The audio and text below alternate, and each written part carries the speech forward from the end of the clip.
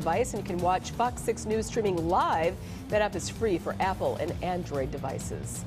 The man whose wife killed their 10-week-old baby will serve probation. Kevin Hooper accepted his punishment but said his actions were misunderstood. His wife was committed for life for the brutal murder of their 10-week-old child.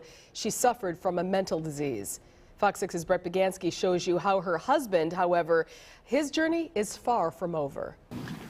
The defendant appears in person by attorney Dan Grable. Facing misdemeanor convictions, 34-year-old Kevin Hooper pleaded no contest to obstructing an officer and failing to report a crime. When you enter the pleas, you waive all those rights. Do you understand that? Yes, sir, I do.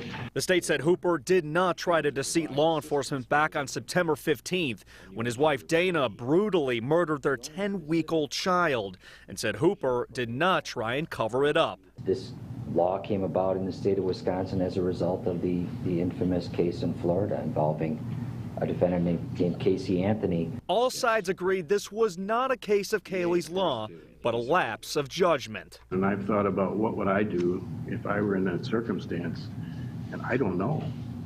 I don't know that anybody knows. What a horrible thing to be faced with. His attorney pleaded to the court to put themselves in his client's shoes. Hooper said the reason he didn't call police right away was to shield his 2 other children from the horrific crime. He called his father-in-law. He got Dana admitted, called his father-in-law, said, I need for you to come to the house right away. Hooper said in hindsight what he may have done was wrong, but replied, I am at peace knowing that I tried to do what I thought at the time was the right thing for my family, and for that I'm truly blessed. In Waukesha, Brett Begansky, Fox 6 News. Now, although Hooper gets probation for 2 years, his conditions are pending on what happens in juvenile court next month. His visitation rights of his 2 children are limited, and if he were to violate any conditions set up by the juvenile court, he could serve prison time. The defending NBA champion Miami Heat has won 15 straight games now. The next hottest team in the Eastern Conference, none other than our own Bucks. We'll hear from them on their latest narrow victory in just a moment with Tim Van Voren.